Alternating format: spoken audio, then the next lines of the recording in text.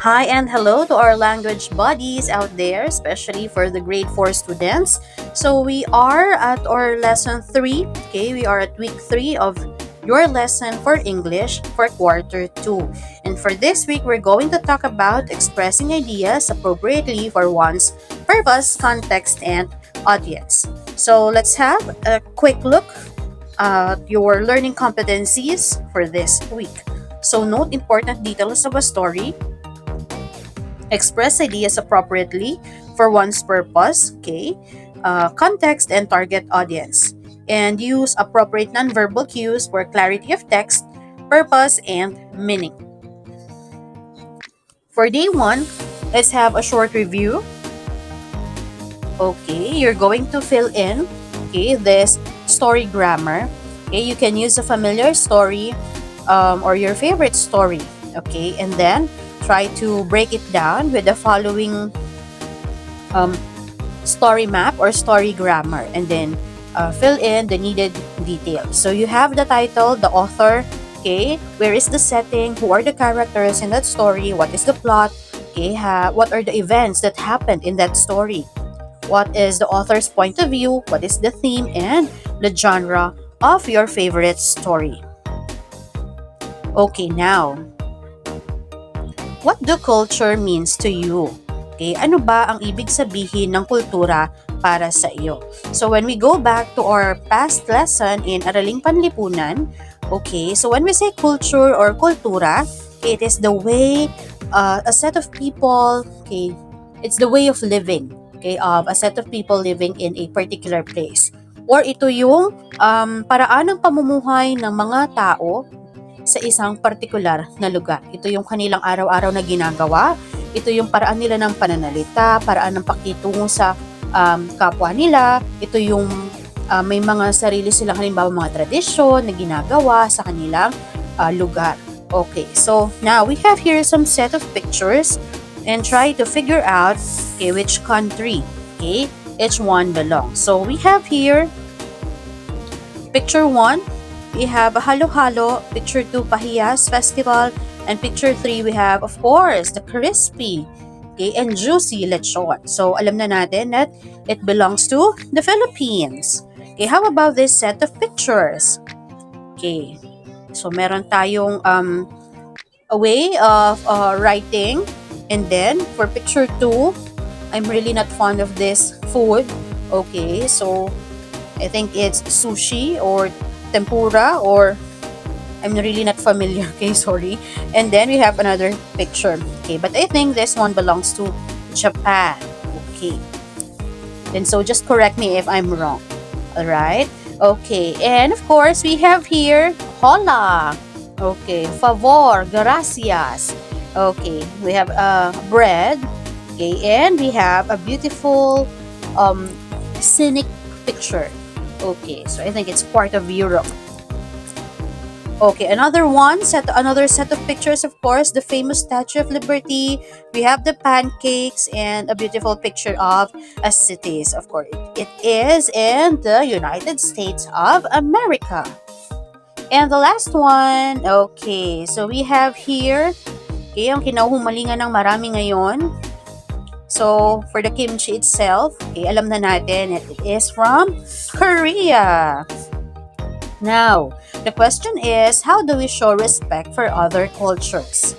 Okay, so as we all know, okay, and if we talk about the different countries, we all have our set of culture.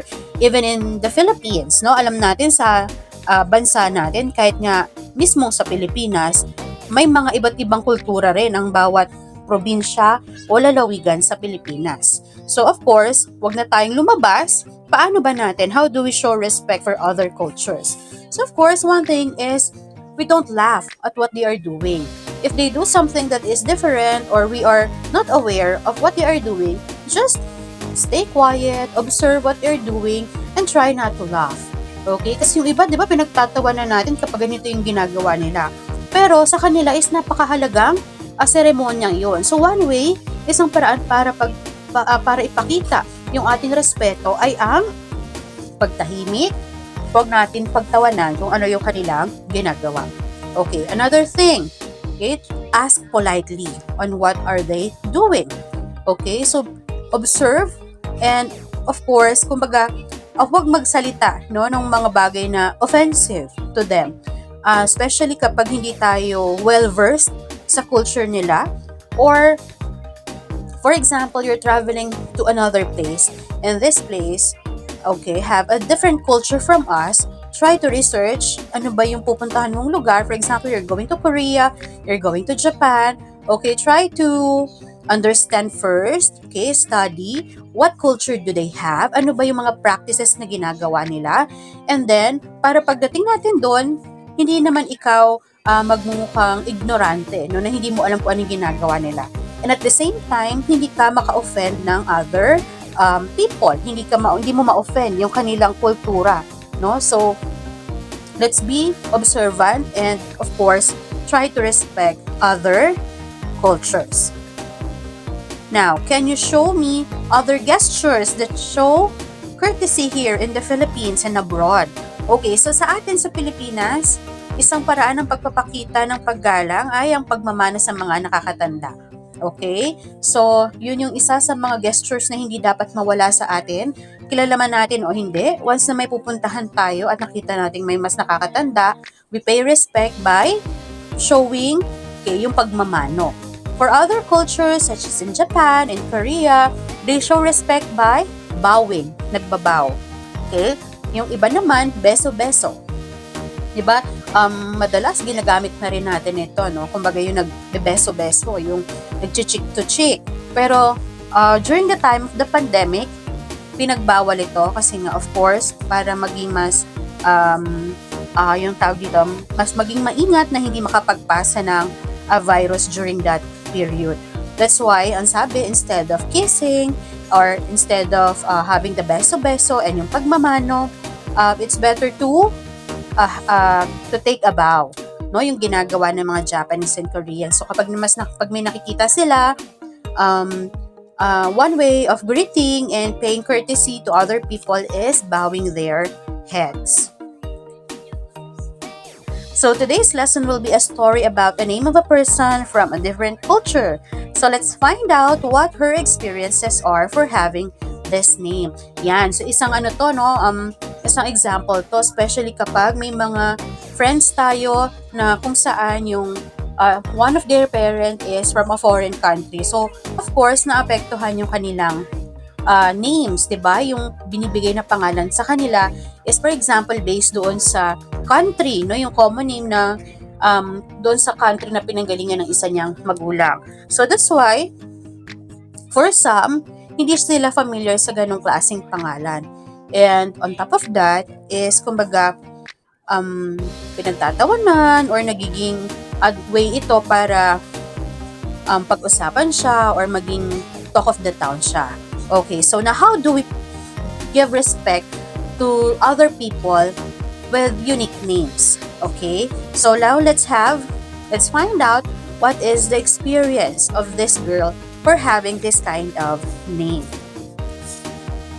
Okay, the name jar, okay, by Yang Suk Choi.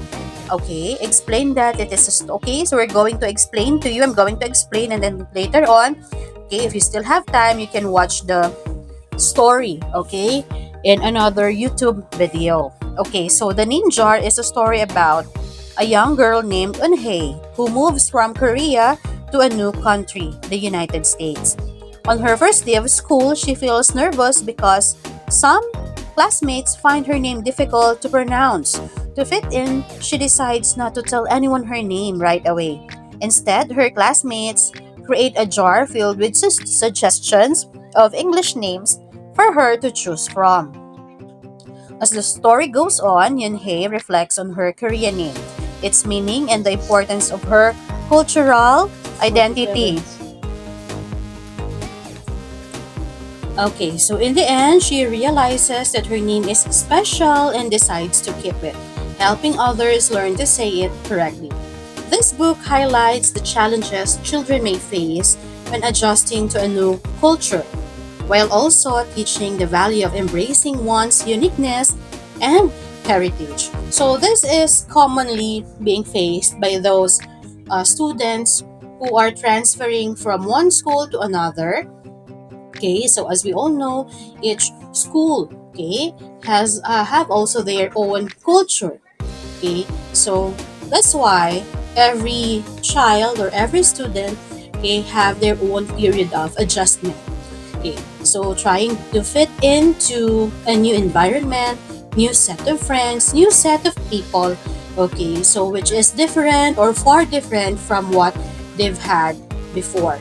Okay, so especially kapag yung isang bata is lilipat, okay, like unhay, mula sa isang bansa papunta sa ibang bansa na completely different from the culture na mayroon sila in Korea. Okay. So for day 2, okay, you can read the story of Unhei. Okay, you can watch it, okay, in YouTube and try to search it, okay, and try to understand, okay, the story of Unhei. Okay, the name jar. Okay, this time let's have some brainstorming. How does Unhei feel about going to her new school for the first day? And have you ever felt that way? What does Eunhye's mother give her and why is it important to her? What happens to Eunhye on the bus? Does anyone help Eunhye? What could you have done to help Eunhye if you had been on that bus? Okay, and what does Eunhye say in her new classroom when they ask her her name? Why does she do that? And what happens when Eunhye tells her mother that she wants a new name? What does Mr. Kim say Eunhye's name means?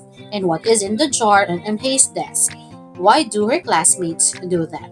So we have here some possible answer.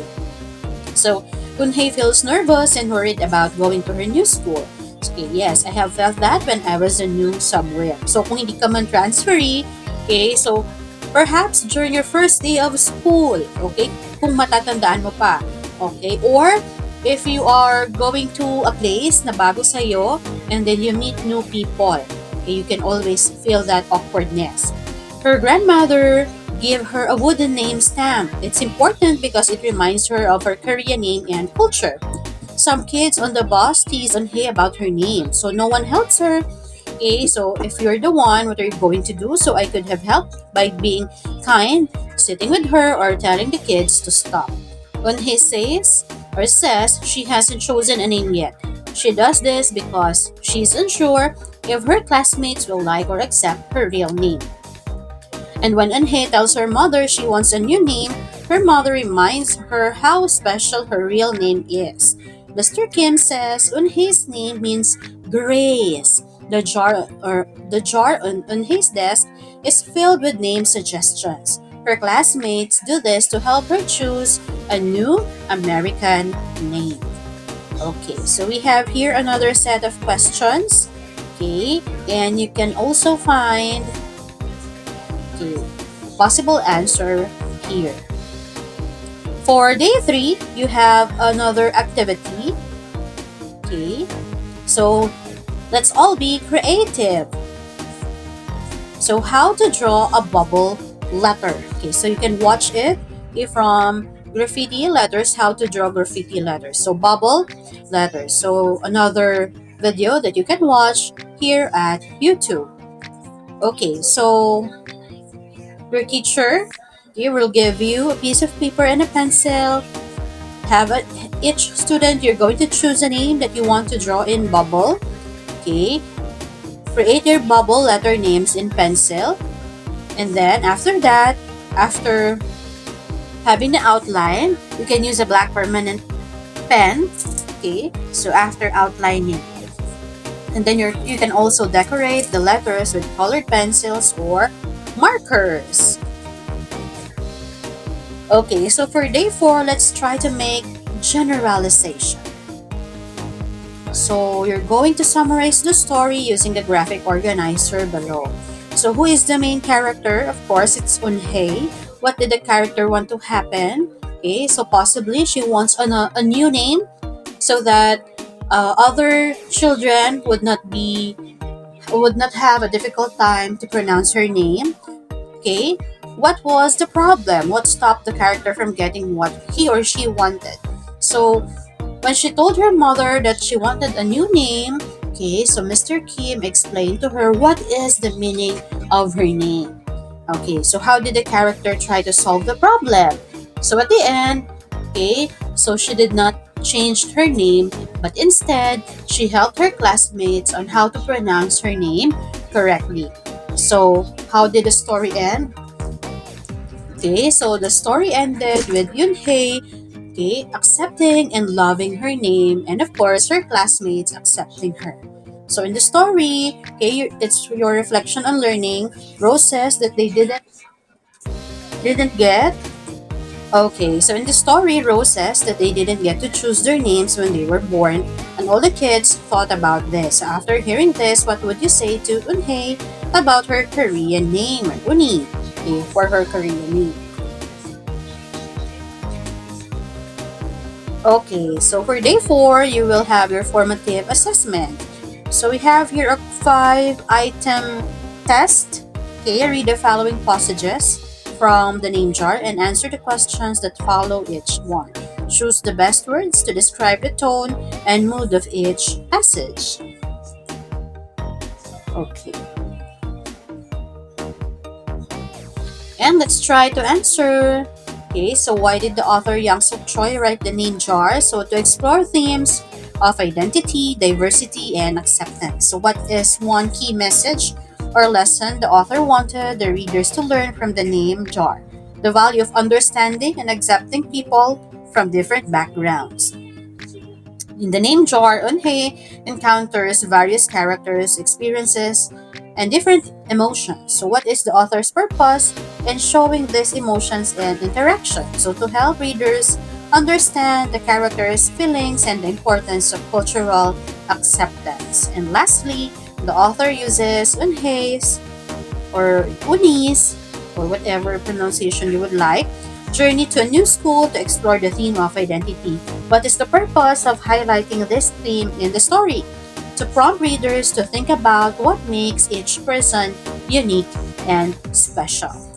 And with that, I would like to say thank you for being with me and for sharing with me your precious time as we get to know another lesson in English 4. So thank you so much for being with me and I hope to see you again in week 4. So this is Teacher Aisa. Thank you and bye-bye. God bless you.